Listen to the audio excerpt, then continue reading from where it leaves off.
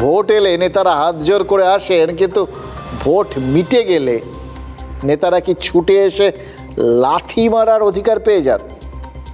এই প্রশ্নগুলোর উত্তর না পেলে ওই নদিয়ার কালীঘাটের মতো ঘটনা যেরকম এ রাজ্যে অঙ্গদানের প্রবণতাকে ধাক্কা দিয়ে যেতে পারে, তেমনি আমাদের লাথি খেয়ে মরতে হতে পারে, যেমনটা মরেছেন উত্তর 24 পরগনার বারাকপুরের বাসিন্দা তুলসী অধিকারী।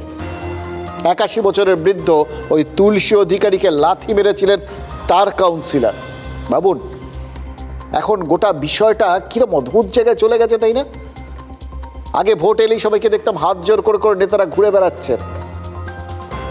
এখন ভোট এলেও নেতাদের কোনো ভাবলেশ নেই আর কি।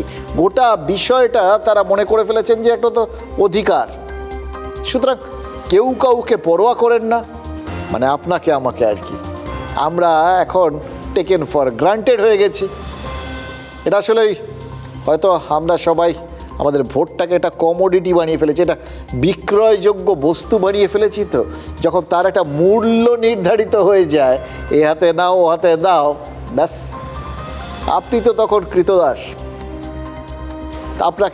আপনাকে সেইভাবেই ব্যবহার করা যেতে পারে যেভাবে হয়তো ওই একটা সময় কৃতদাসদের সাথে তাদের ভূস্বামীরা ব্যবহার করত।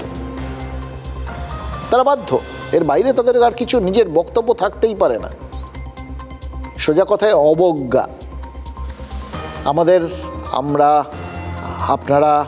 আমরা সবাই আমরা যে ক্রমশ মূল্যহীন হয়ে যাচ্ছি, এই তুলসী অধিকারীর ঘটনাটা তার প্রমাণ।